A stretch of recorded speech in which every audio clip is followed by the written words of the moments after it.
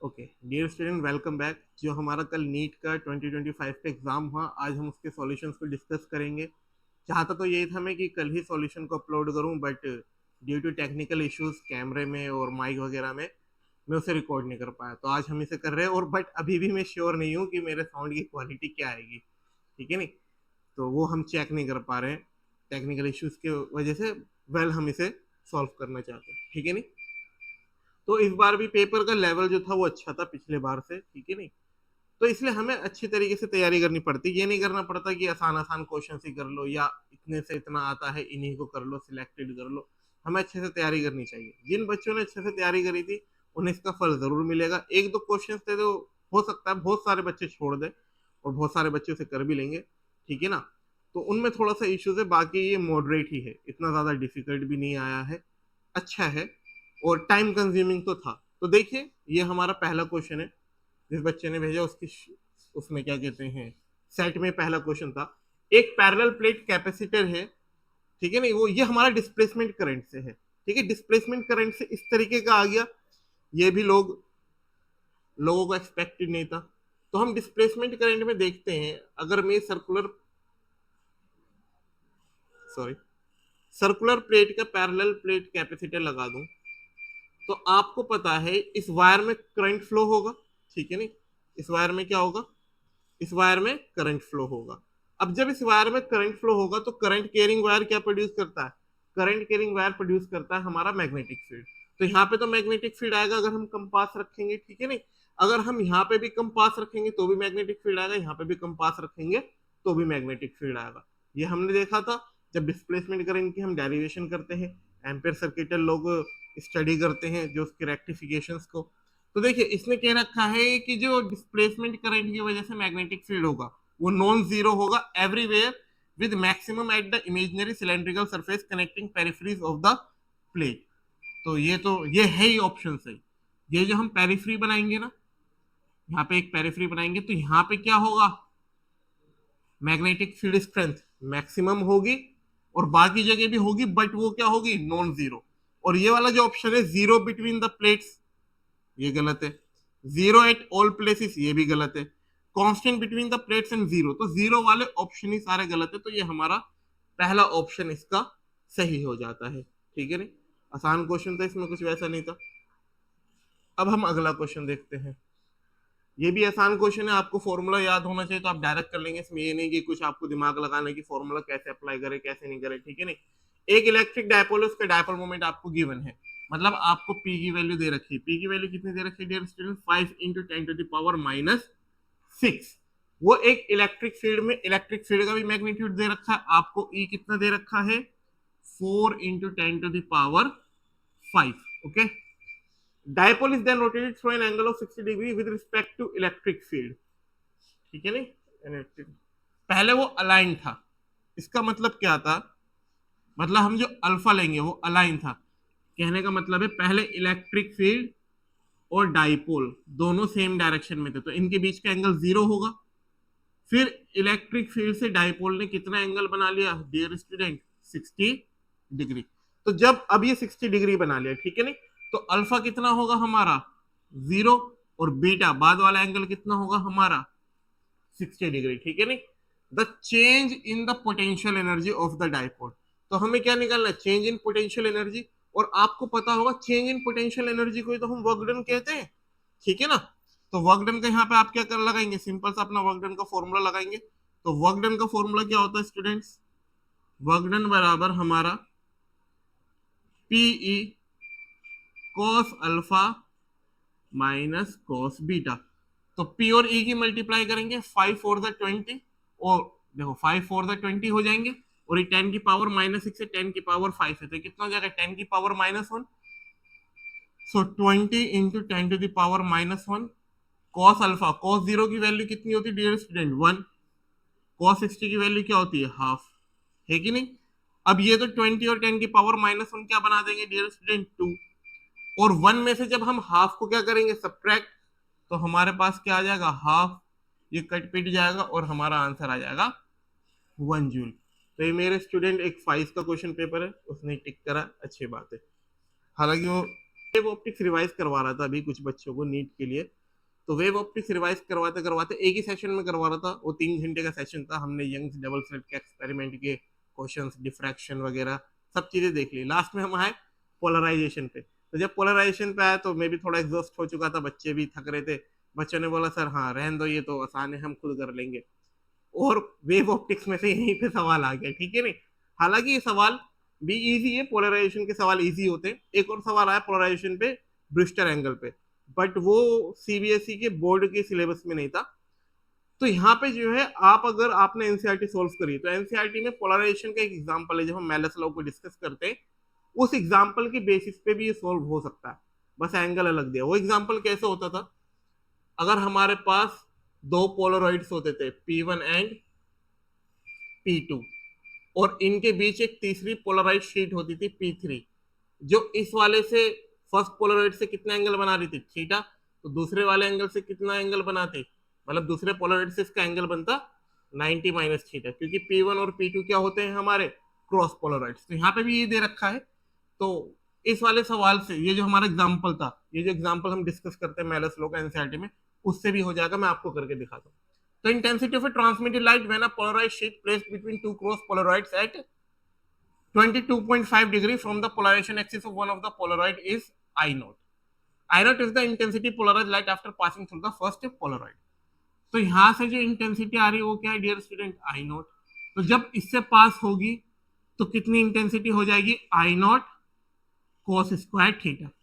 फिर जब इससे पास होगी तो यहाँ की इंटेंसिटी क्या हो जाएगी, यहाँ की इंटेंसिटी हो जाएगी, यहाँ से जितनी इंटेंसिटी मिलती थी I naught cos square theta. अब इनके बीच का एंगल कितना, 90 माइनस थीटा, तो माइनस लॉ से multiply cos square 90 minus theta, ठीक है ना। Sorry for my bad hand writing, आज हमारा स्टाइलस भी नहीं है, कहाँ खो गया पता नहीं। तो आपको पता है cos 90 माइनस थीटा क्या होता है, साइन थीटा।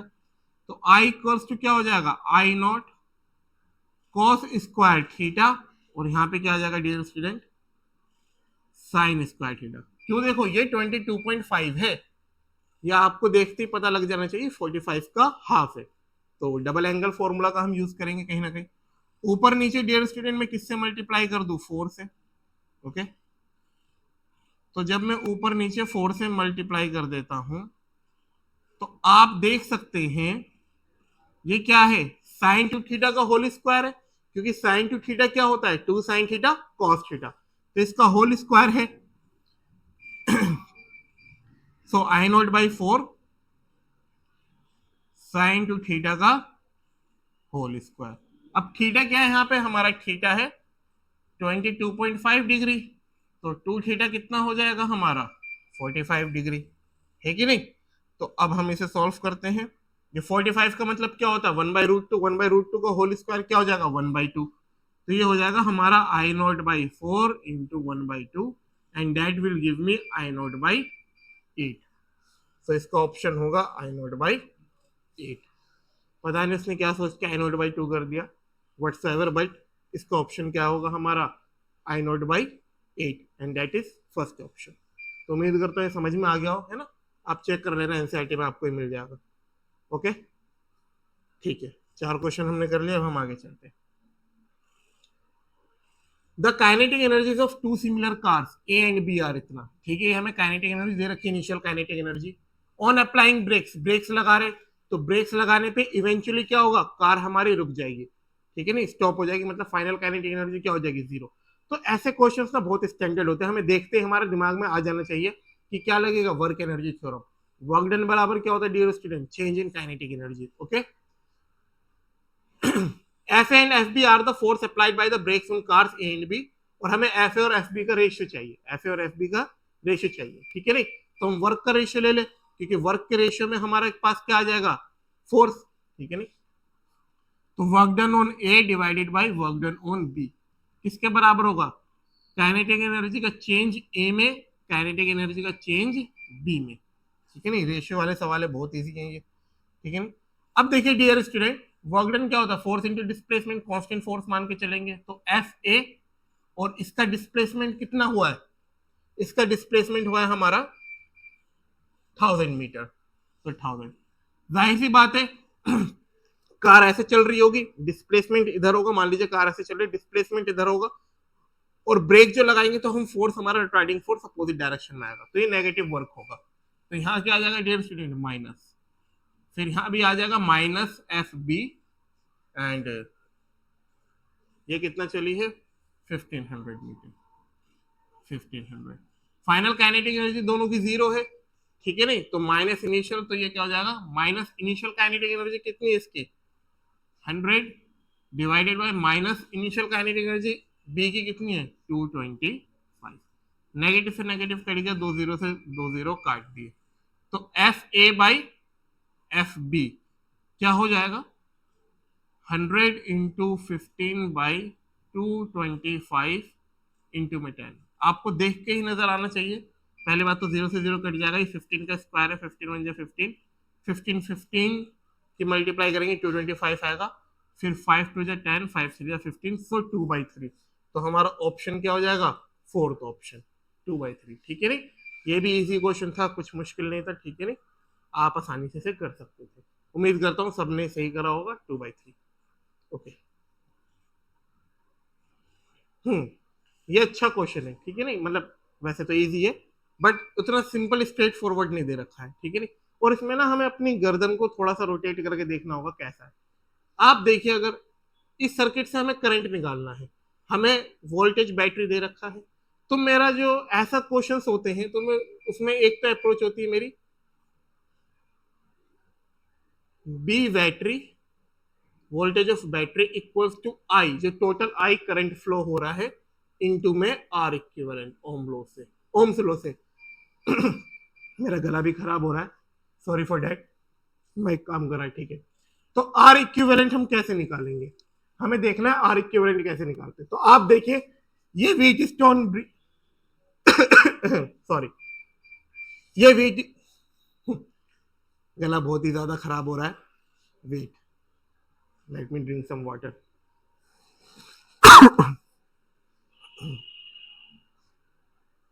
ओके, सो पानी भी खत्म हो चुका है। बहरहाल, आपको पता है व्हीट स्टोन ब्रिज को हम देखते हैं तो रेशियोज देखते हैं, अगर रेशियोज सेम आ रहे हैं तो हम कहते हैं वो वैलेंस व्हीट स्टोन ब्रिज है। तो आप अगर देखिए इन दोनों का रेशियो देखिए, 3 और 1.5 का, तो 2:1 आएगा, ये इसका डबल है। 5 और 2.5 का देखेंगे तो ये भी कितना आएगा डियर स्टूडेंट, 2:1। तो हम कह सकते हैं ये जो यहाँ पे बन रहा है हमारा ये वाला पोर्शन, तो ये क्या है हमारा वैलेंस व्हीट स्टोन ब्रिज है। तो ये बीच वाला जो है हमारा रेजिस्टेंस वो गायब हो जाएगा, ठीक है नहीं, वो गायब होने के बाद ये हमारा ऐसा आ जाएगा।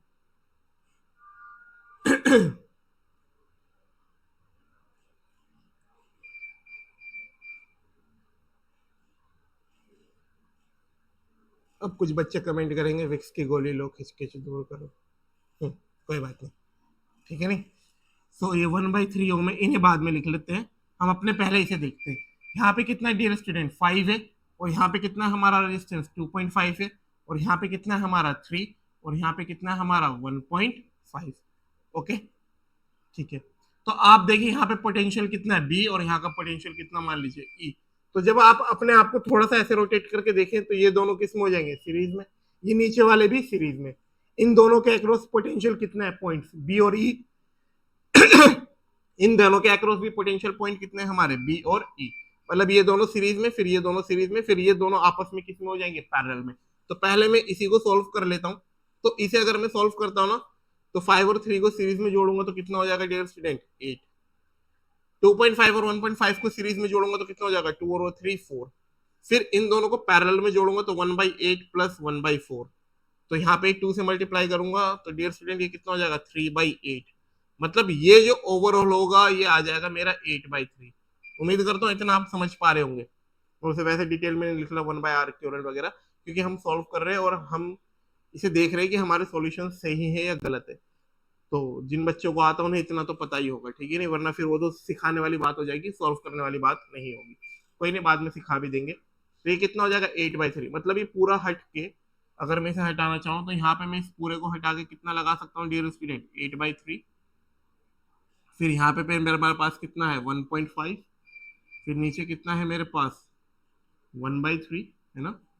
फिर कितना है डियर स्टूडेंट मेरे पास 5.5 एंड इवेंचुअली फिर मेरे पास क्या है, बैटरी है 5 वोल्ट की। ठीक है नहीं, अब तो ये सारे किस में हो गए, सीरीज में हो गए और आसान है, इन्हें ऐड कर ले। अब फाइनल आर इक्विवेलेंट कैसे निकालेंगे हम, इन्हें ऐड कर लेंगे सबको सिंपली। तो आर इक्विवेलेंट कैसे निकलेगा, 5.5 एंड 1.5, 5 6 7, 7 एंड 8/3, इन दोनों को जोड़ेंगे तो कितना आ जाएगा 9/3 विच इज 3, और इन दोनों को जोड़ा तो कितना आ गया 7, मतलब आर इक्विवेलेंट कितना आ गया हमारा 10। अब यहाँ पे पुट करेंगे हम, तो बी बैटरी कितनी हो जाएगी हमारे पास, V equals to I, R equivalent लगाएंगे ना, तो ये हो जाएगा बी हमारे, V हो जाएगा 5, आई हमें निकालना और आर इक्विवेलेंट कितना होगा 10। अब आपको पता आई कितना आ जाएगा half, which means 0.5 ampere and the option is fourth. तो ये हमारा फोर्थ ऑप्शन होगा। उम्मीद करता हूँ आपको ये समझ में आ गया हो, ठीक है ना। तो आप चाहो तो स्क्रीनशॉट ले लो, इजी था, कुछ भी ऐसा मुश्किल नहीं था, ठीक है नहीं, बोर्ड लेवल का ही क्वेश्चन था। ओके ठीक है, अब हम आगे चलते हैं। ये आ गया अब हमारा थर्मल फिजिक्स से।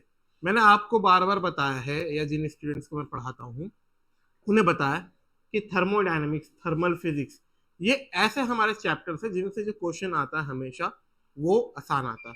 तो ये भी आसान क्वेश्चन है, बट क्या है, ये थोड़ा सा लेंथी है, ठीक है ना। तो इसे देख लेते हैं हम। आपको पता है कि यहाँ पे टेम्परेचर क्या होगा, हाई टेम्परेचर, और यहाँ होगा लो टेम्परेचर, क्योंकि जो हमारा हीट का फ्लो होता है वो कहाँ होता है, high temperature to low temperature. नीचे से जाओ, मेरे लिए भी ले आना फिर, ठीक है। High temperature to low temperature किसका फ्लो होता है डियर स्टूडेंट, हीट करेंट का, जिसे हम कैसे डिनोट करते हैं, एच से, ठीक है ना। तो एच आपका क्या हो जाएगा, डेल्टा टी के ए बाई लेंथ, है ना। टेम्परेचर डिफरेंस, कोई बात नहीं, जाओ, डेल्टा टी के ए बाई एल, के यहाँ पे हो जाएगा हमारी वैल्यूज डिफरेंट डिफरेंट, और लेंथ हम सबकी सेम ले लेंगे, ये हीट होगा, और हर जगह से हीट का फ्लो क्या होगा हमारा, कांस्टेंट होगा, ठीक है नहीं, ये बदलेगा नहीं। तो ये क्वेश्चन में आप देख सकते हैं, ठीक है नहीं, कंडक्टिविटीज वगैरह दे रखी है, तो मैं इन सबको इक्वेट करूं, तो यहाँ पे पहले टेम्परेचर डिफरेंस कितना हो जाएगा, 3T माइनस T1 इस वाले पोर्शन के लिए, सो 3T माइनस T1, ठीक है।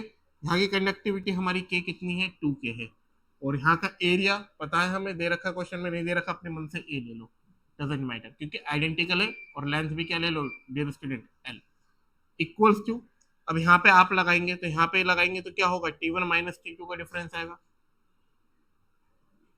T1 minus T2, okay. और यहाँ की कंडक्टिविटी हमारी K into A divided by L. फिर मैं इन दोनों को भी इक्वेट कर सकता हूँ, उसे नीचे कर लेता हूँ जब सेम होगा, so T1 minus T2 into K into A divided by L equals to T2 minus T into 2K into में A divided by L, okay.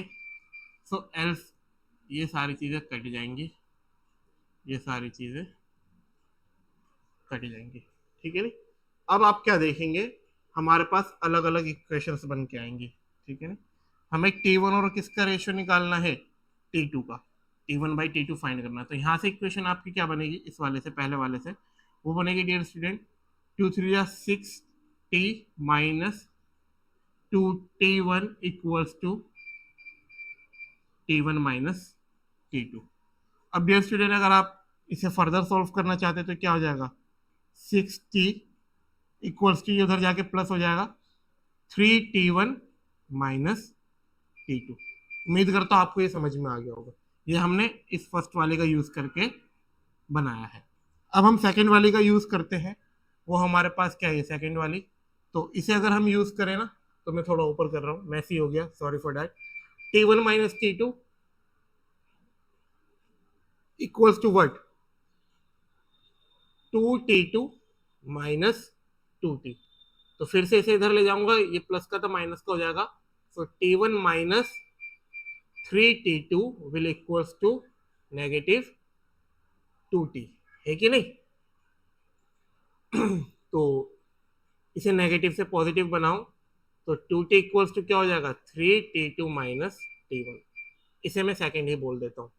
उम्मीद करता हूँ आपको यहाँ तक समझ में आ गया हो। आप इसका स्क्रीनशॉट ले ले, या आप अगर राइट डाउन कर रहे तो राइट डाउन कर ले, क्योंकि फिर अब मुझे ये रफ करना है, स्पेस खत्म हो रहा है। ओके, आपने ले लिया होगा। अब मैं इसे रफ करने जा रहा हूँ। ठीक है, तो रफ करते हैं। ये जो हमारे काम की क्वेश्चन है उन्हें रख देते हैं।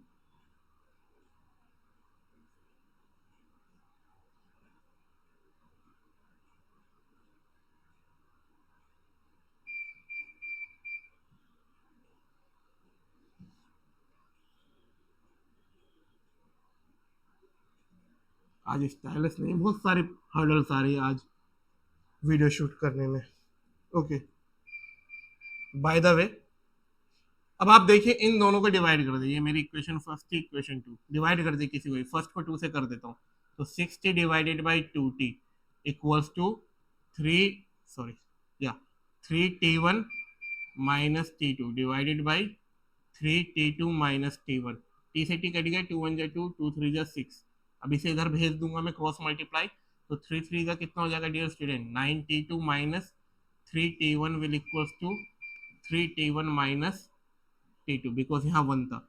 अब टी टू को एक, टी1 को एक तरफ ले लेता हूँ, मैं इधर ले आता हूँ, तो ये हो जाएगा माइनस, सॉरी, देखिए ये प्लस का है ना, इधर आके माइनस का हो जाएगा, तो -6t1। ये प्लस का उधर जाके माइनस का हो जाएगा, तो -10t2। नेगेटिव नेगेटिव कट गया, so t1 by t2 will equals to 10/6। 2 3 6, 2 5 10, which will give me 5/3, and that is the first option. तो थोड़ा सा लेंदी था, ठीक है नहीं, बाकी ये मुश्किल नहीं था। ये बहुत स्टैंडर्ड क्वेश्चन है, ऐसे ही तो आते हैं एनसीईआरटी में, इवन इससे थोड़े से डिफिकल्टी मिलेंगे आपको, ठीक है ना। ये तो फिर भी इजी है। तो उम्मीद करता हूँ आपको ये भी समझ में आ गया होगा, ठीक है नहीं। ओके, अब हमने सेवेंथ क्वेश्चन तक कर लिया है, आगे चलते हैं। हाँ, ये बहुत अच्छा क्वेश्चन है, ये समझने वाला क्वेश्चन है। अगर इमेजिनेशन भी है तो हम विदाउट एनी इक्वेशन इसे सॉल्व कर सकते हैं। क्या दे रखा है, एक ऑसिलेटिंग स्प्रिंग मास सिस्टम है, ठीक है नहीं। तो ये ऑसिलेट करेगा ऊपर नीचे। हम मान के चलते हैं कि एयर रेजिस्टेंस वगैरह कुछ नहीं है। अगर मैंने इसे एक बार नीचे खींच के छोड़ दिया तो ये ऑसिलेट करता रहेगा, करता रहेगा, करता रहेगा, और किससे करेगा, सेम एम्पलीट्यूड से करेगा, ठीक है नहीं। नो डाउट ये सेम एम्पलीट्यूड से करेगा। बट अगर इससे मास लीक हो रहा है, ठीक है नहीं, इससे अगर हमारा मास लीक हो रहा है, तो उस केस में क्या एम्पलीट्यूड हमारा सेम रहेगा या एम्पलीट्यूड बदलने लगेगा।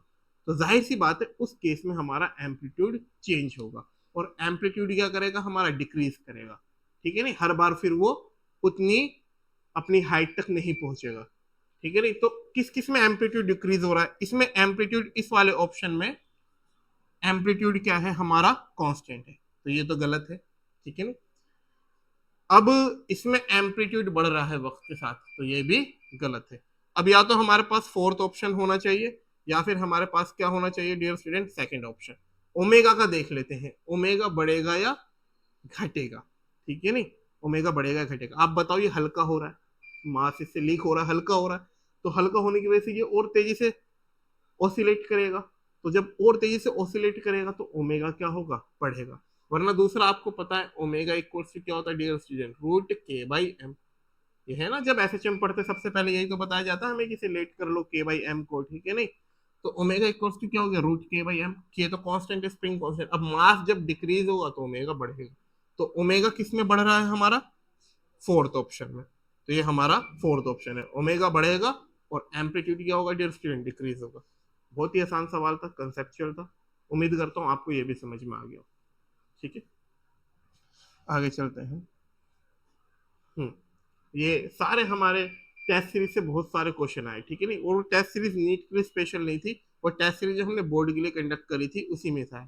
नीट का इस बार हम कंडक्ट नहीं कर पाए, ये भी उसी में से है। इजी क्वेश्चन है, इसे हम केवीएल से कर लेंगे, ठीक है नहीं। पर इसमें आपको पता होना चाहिए कि जब इंडक्टर के थ्रू लेते हैं तो ईएमएफ वोल्टेज को कैसे लेते हैं, L D I by D T, negative L D I by D T, ठीक है ना। रेजिस्टेंस के अक्रॉस तो आई आर लेते हैं, और ये बैटरी है, ठीक है ना।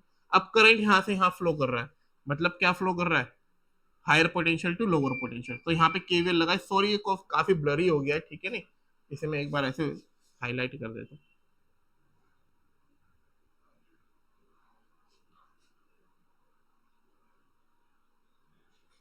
ओके, ये आई करंट फ्लो कर रहा है, तो मुझे V A minus V B निकालना, आई की वैल्यू मुझे 2 एम्पियर दे रखी है। तो क्या करता हूँ डियर स्टूडेंट, में केवीएल लगाता हूँ, केवीएल लगाना चालू करता हूँ, लिखता हूँ V A minus, positive to negative जा रहे हैं, नेगेटिव लेंगे, ठीक है नहीं, करंट की डायरेक्शन में जा रहे हैं, minus L D I by D T, ये हो गया इंडक्टर का, पॉजिटिव टू नेगेटिव जा रहे हैं, बैटरी का कैसे लेंगे हम, potential drop negative, oh sorry -5, not V नहीं लगाना हमें।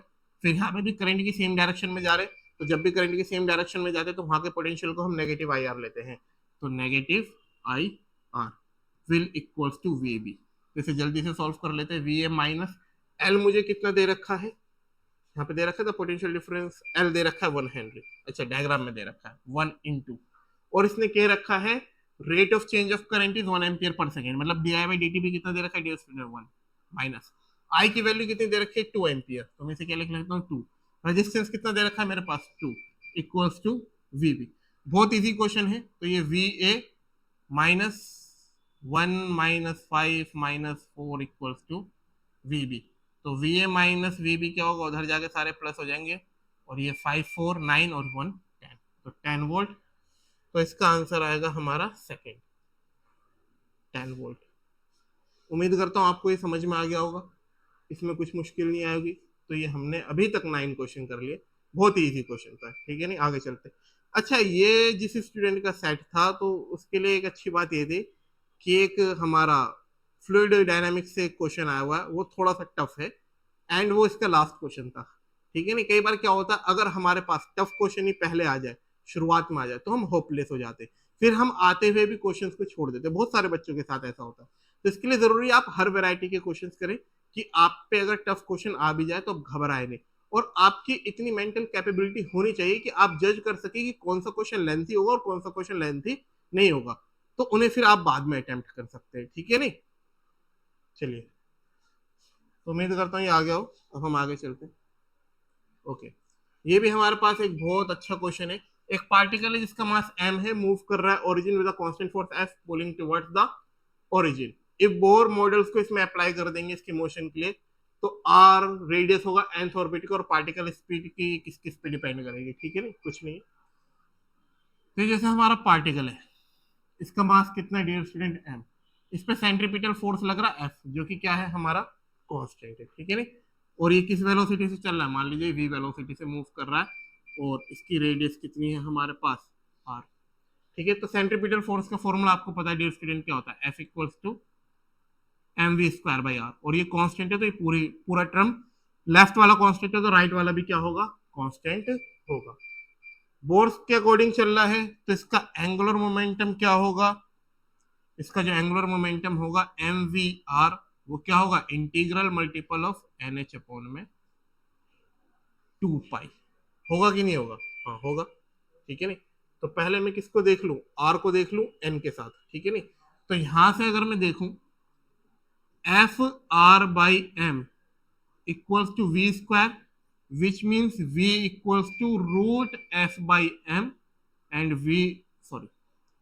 Root f by m and r to the power half, क्योंकि मुझे यहाँ पे v पुट करना हो, तो m v को मैंने क्या पुट कर दिया डियर स्टूडेंट, यहाँ पे तो पहली बात आप देख सकते हैं,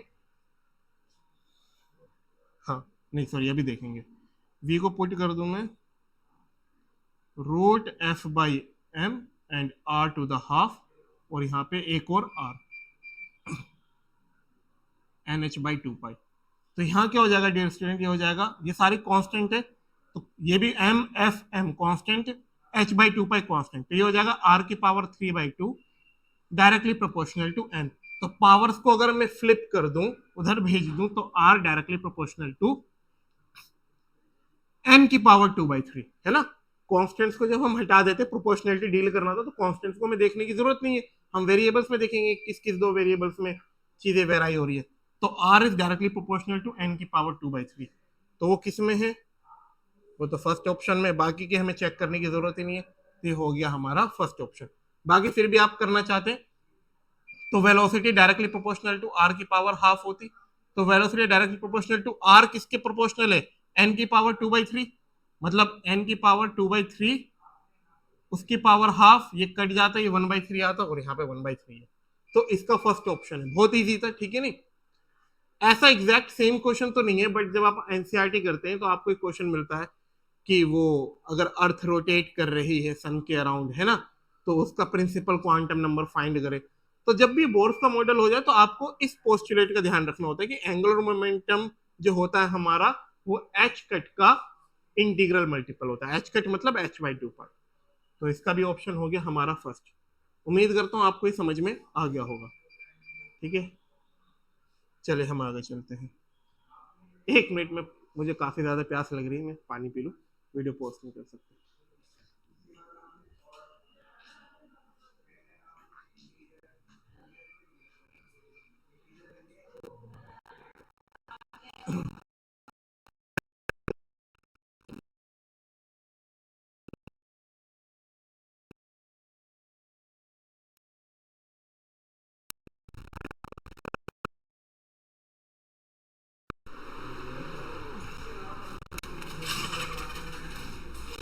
सर बाहर गए बेटे? चलो कोई नहीं, थोड़ी बहुत।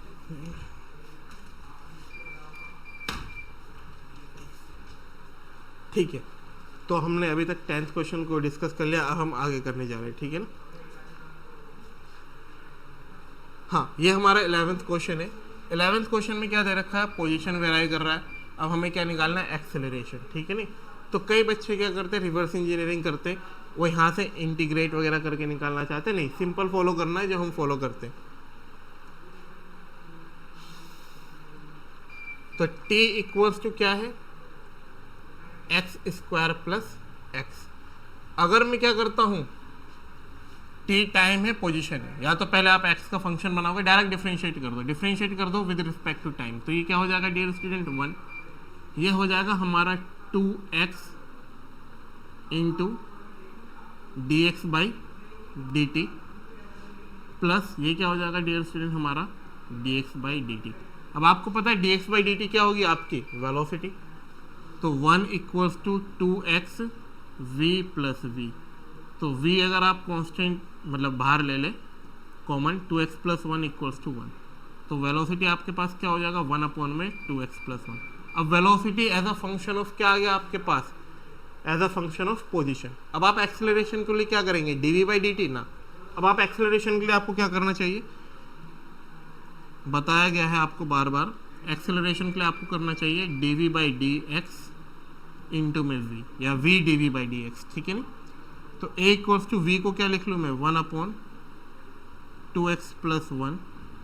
अब dv/dx करता हूँ, तो dv/dx करने के लिए मुझे क्या लगाना पड़ेगा, क्वोशिएंट रूल।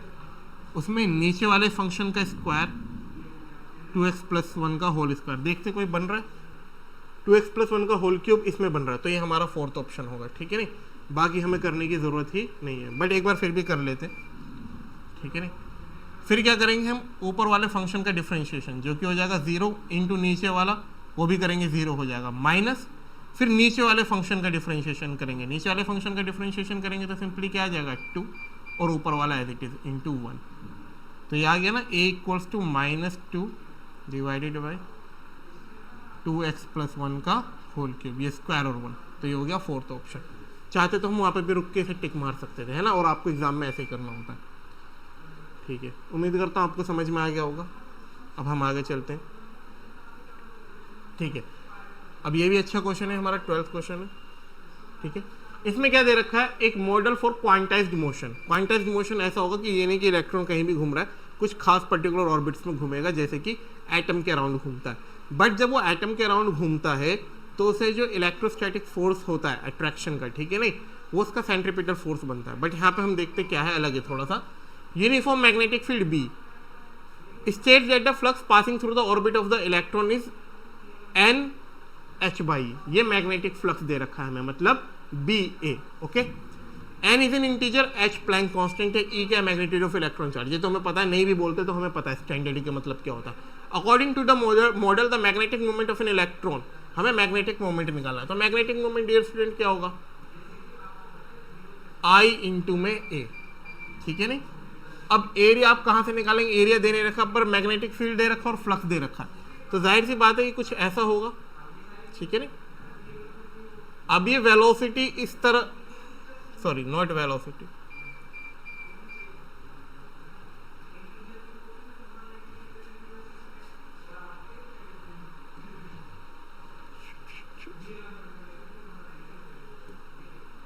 ओके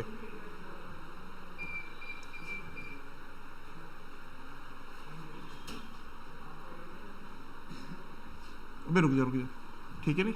तो अभी क्या होगा हमारा, यहाँ पे क्या होगा, मैग्नेटिक फील्ड लाइन पास कर रही होगी, ये हमारा एरिया वेक्टर ऐसे होगा, तो मैग्नेटिक फ्लक्स सिंपली क्या हो जाएगा, बी ए कॉस जीरो, तो बी ए, तो फ्लक्स कितना दे रखा है डियर स्टूडेंट हमें, N H by E equals to B A, okay. तो ए क्या हो जाएगा यहाँ से, N H by E B, है ना। तो यहाँ पे मैग्नेटिक मोमेंट में आई क्या हो जाएगा, आई हो जाएगा charge by time period T, into में ए क्या हो गया, N H by E B. अब आपको पता है कि अगर हमें लोवेस्ट में निकालना है तो लोवेस्ट के लिए एन की पॉसिबल वैल्यू क्या होगी, 1, लोवेस्ट के लिए एन को 1 ही रखना पड़ेगा, तो 1 रख देंगे। और टाइम पीरियड आपको पता है क्या होता है, जो चार्ज पार्टिकल अगर एक मैग्नेटिक फील्ड में घूमता है, सर्कुलर मोशन कर रहा है, तो उसकी वजह से जो टाइम पीरियड आता है, वो टाइम पीरियड कितना आता है हमारा, 2 पाई एम बाई क्यू बी, मतलब E divided by 2 pi mass of electron, उसका चार्ज इंटू बी, इंटू में ये 1 रख दिया, H अपॉन में ई बी कट गया, तो M क्या हो गया हमारा, EH अपॉन में 2 पाई M, EH अपॉन में 2 पाई M। तो ये हो गया हमारा फोर्थ ऑप्शन। उम्मीद करता हूँ आपको समझ में आ गया होगा, ठीक है नहीं, इजी था ये, कुछ मुश्किल नहीं था। ऐसे हो गया, ये अलग ही। अच्छा देखिए, इसमें ना बहुत बार कंफ्यूजन होता है बच्चों को कि कौन सा फॉर्मूला लगाए। मैग्नीफिकेशन के हमारे पास फॉर्मूलेज होते हैं, तो उनमें अप्रोक्सीमेशन भी लगते हैं जब हम लेंथ ऑफ ट्यूब को ले लेते हैं। तो वो कब लेना होता है, लेंथ ऑफ ट्यूब हमें लेना कब होता है, ठीक है नहीं। अच्छा वैसे तो जनरली स्टूडेंट क्या करते हो, दोनों फॉर्मूले लगा लेते हैं। अब दोनों फॉर्मूले लगाते फिर देखते जिसका ऑप्शन मैच हो रहा है उसे टिक कर देते, बट हमने दोनों फॉर्मूले नहीं लगाने होते, ठीक है नहीं। अगर ऐसा किसी ने ऑप्शन बना दिया कि दोनों फॉर्मूले के ही ऑप्शंस आ रहे हैं, फिर वहाँ पे आप फंस जाएंगे, है ना। तो हमें क्या करना होगा, हमें देखना होगा अप्रोक्सीमेशन कब लग सकता है। अप्रोक्सीमेशन तब लगता है जब हमारा length of tube is greater than F O हो और length of tube is greater than F E हो। तो यहाँ पे देखिए आपको एफ ओ ऑब्जेक्टिव का फोकल लेंथ इस क्वेश्चन में कितना दे रखा है, 2 सेंटीमीटर, ठीक है नहीं। आई पीस का फोकल लेंथ कितना दे रखा है, 4 सेंटीमीटर, और लेंथ ऑफ द ट्यूब कितनी दे रखी है, 40 सेंटीमीटर। तो जाहिर सी बात है लेंथ ऑफ द ट्यूब क्या है, मच ग्रेटर देन क्या है, 4 सेंटीमीटर एंड 2 सेंटीमीटर। अगर ऐसा होता कि हाँ लेंथ ऑफ द ट्यूब कितनी है, 8 सेंटीमीटर 10 सेंटीमीटर, तो ये ज़्यादा बड़ी नहीं होती, तब हम अप्रोक्सीमेशन नहीं ले सकते। अच्छा अब हमें कुछ भी नहीं दे रखा है, डिस्टेंस ऑफ डिस्टिंग्विजन दे रखा है, वो तो जाहिर सी बात है 25 होता है। जब हमें ये नहीं बता रखा कि कैसी स्टेट है, कौन सा अरेंजमेंट है, नॉर्मल एडजस्टमेंट है या इमेज एट डिस्टिंक्ट विजन है, तो हम नॉर्मल एडजस्टमेंट का केस लेते हैं, ठीक है। तो नॉर्मल एडजस्टमेंट का केस ले लेंगे। हमें क्या निकालना है, मैग्नीफिकेशन ऑफ माइक्रोस्कोप। तो वो क्या हो जाएगा dear student, m equals to V O by U O into D by F E. क्या आप ये लगाएंगे, नहीं। अब आप क्या लगाएंगे, अप्रोक्सीमेशन वाला, जो कि हो जाएगा l by F O into D by F E. तो l कितना हो जाएगा आपका 40, और आपका focal length eyepiece objective का कितना है, सॉरी 2, डी कितना दे रखा है 25, और आई पीस का कितना दे रखा है बेटा आपको 4 सेंटीमीटर। 10 आ जाओ, ये है हो जाएगा 12.5, तो 10 से मल्टीप्लाई करेंगे 125, रख दो बेटा रख दो। तो मैग्नीफिकेशन क्या आ जाएगा हमारा 125, and that is our fourth option. तो उम्मीद करता हूँ आपको समझ में आ गया होगा, इसमें कोई डाउट नहीं आया होगा। तो ये क्वेश्चन भी हमारा इजीली हो गया, क्लियर है, ठीक है। तो मैं पानी पीने गया था बट पानी मिल नहीं पाया था, अब आया तो मैं उसे पी लेता हूँ जब तक आप इसे करेंगे।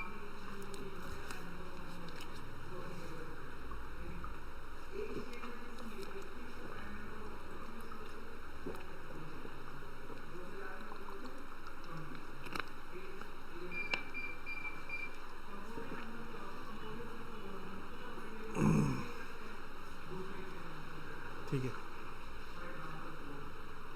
चलिए, तो 13 क्वेश्चन भी हो गया। अब हमारा ये अच्छा क्वेश्चन था हमारा। देखिए आपको पता है ये जो होता है हमारे पास फुल वेव रेक्टिफायर, तो इसमें जो ये हमारे पास इनपुट वोल्टेज होता है और यहाँ पे जो हमारे पास यहाँ पे दोबारा से इनपुट आता है, फिर हमें इवेंचुअली आउटपुट मिलता है, ठीक है नहीं।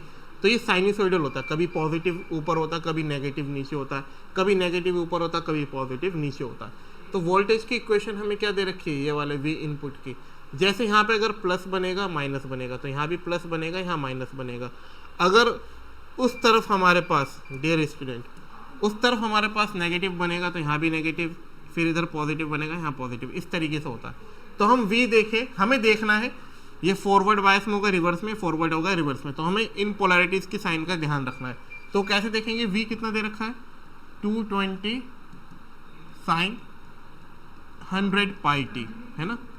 सो 220, इसकी ज़रूरत भी नहीं है, 220 साइन से डिसाइड होगा कि वो नेगेटिव होगा या पॉजिटिव होगा। 100 पाई कितने टाइम पे देखना है हमें, 15 मिली सेकेंड। तो इसे हम कर देते हैं 15 डिवाइडेड बाई मिली के लिए क्या कर देंगे डियर स्टूडेंट, 1000, 2 0 से 2 0 कटेंगे, एंड 5 से 15, 5 2 10। तो साइन 3 पाई बाई 2, मतलब साइन 3 पाई बाई 2 कितना होता है 270 डिग्री, और उसमें क्या देगा -1, मतलब वी इनपुट मेरे पास क्या हो जाएगा नेगेटिव 220, मतलब ये वाला होगा, मतलब यहाँ पे होगा नेगेटिव और नीचे क्या होगा पॉजिटिव। तो ये ऊपर वाला पी साइड की तरफ नेगेटिव है, तो ये किस में हो जाएगा हमारा रिवर्स बायस, मतलब लोअर पोटेंशियल है, ठीक है नहीं, आया समझ में डियर स्टूडेंट। और यहाँ पे पी साइड की तरफ पॉजिटिव है, तो ये क्या हो जाएगा हमारा फॉरवर्ड बायस। ये तो गलत है, D1 and D2 both are reverse bias, ये भी गलत है। D1 क्या दे रखा है डियर स्टूडेंट हमें, फॉरवर्ड बायस्ड, नहीं ये भी गलत है। D1 is reverse biased and D2 is forward biased, तो इसका फोर्थ ऑप्शन सही है। उम्मीद करता हूँ आपको ये समझ में आ गया होगा, कुछ ज़्यादा मुश्किल सवाल नहीं था, ठीक है ना। अब हम आगे चलते